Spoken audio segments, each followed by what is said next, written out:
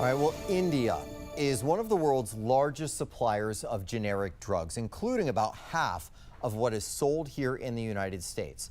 Some plants meet U.S. standards, others, though, filthy, fake, and impossible to trust. And there's no way for consumers to know which is which. And as senior investigative reporter Lisa Fletcher discovered in her months-long investigation, the consequences can be deadly.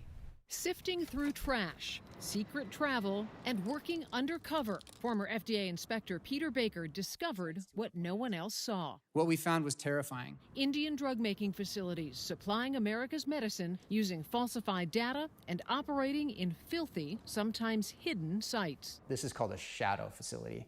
We will never know about that facility. They'll make their products over there, and then they'll ship them to what they call a show facility. And on paper, again, it looks like the product was manufactured there and meets a high standard for quality. But in fact, the quality of the product is unknown. And what we found goes deeper. New secret locations that locked out FDA investigators, deaths tied to negligence, and the first proof that India-made generic drugs pose a greater risk. Is it fair to say there is likely a significant problem with a significant portion of those drugs? Yeah, I think there's very little question about that nowadays. 6 years after Peter Baker first exposed India's unregistered shadow facilities, we found they're still operating. We obtained this September 2025 FDA inspection report. Investigators cited Hetero, a major maker of HIV, cancer, and neurological drugs, for running an unregistered testing lab, and somewhere in this village, storing critical ingredients in an undisclosed warehouse. When FDA inspectors arrived, workers ran and locked the gates, refusing entry for 2 hours. What do you think would provoke the kind of response that workers would lock the gates and literally run away? What they had is likely storage of products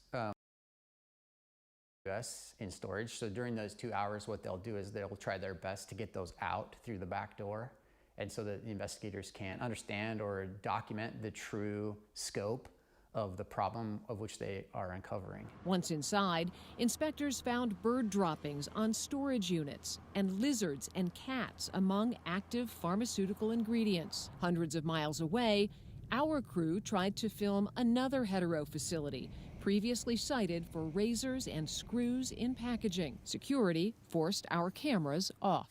How challenging was it for you and your team to put all the pieces together? Extremely challenging, because the FDA will not release where a drug is made to the public, even through request. Ohio State's John Gray spent years piecing together what is kept secret, where generics are made, and what happens when they fail. What we found is pretty strong evidence.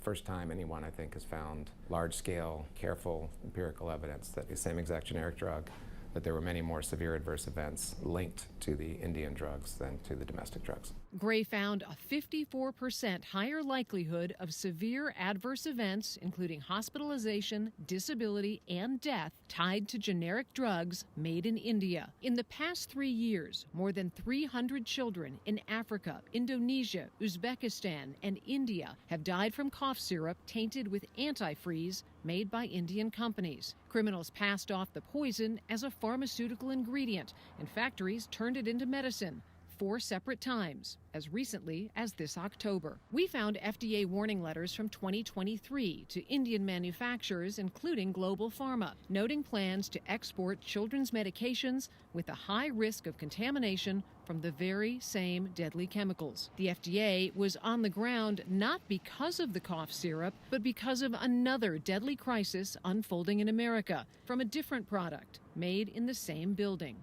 She said, "You have an ulcer on your eye, and if we don't get this under control, you will lose all your vision." In 2023, 4 people died. 4 had to have their eyes removed. 14 lost vision, and 114 suffered infections from contaminated eye drops made in India. Victims like Renee Martre were blindsided. I would think I could trust them to make sure I'm not going to be hurt by something they bring in from overseas. And it isn't just one company. Last year, Glenmark saw a massive recall of its blood pressure pills that were supposed to be extended release, but dumped the dose too quickly.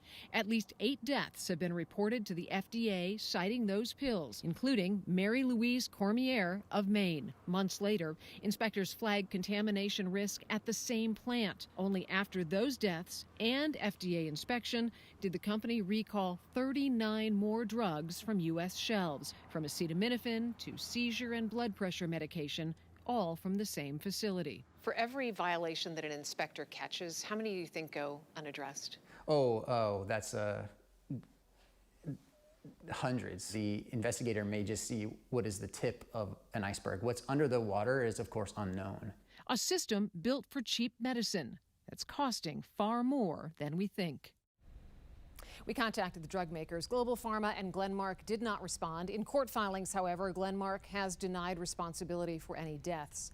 Hetero Labs told us it is working with the FDA to address the problems found. To read all of their full responses, go to WJLA.com. Yeah, so much that you're learning there. Lisa, you've been following this for years now, from the issue with contaminated eye drops to drugs that should never have left factory floors but somehow ended up in the U.S. supply chain. With this new research, it's pretty clear these are not just one-offs. You're right. It is very clear that there is a risk tied to the foreign manufacturing of these drugs. Some we can easily see in deaths tied to the medicines, but there are other impacts that are quieter. You might not even know about them, because when we rely on a supplier, even if it's dirty, taking it away takes away the supply. So decisions have been made to keep accepting drugs from these companies, knowing the potential for harm. Tomorrow night, we look at cancer drug shortages and their ties to one drug maker in India whose factory was shut down because it was so bad.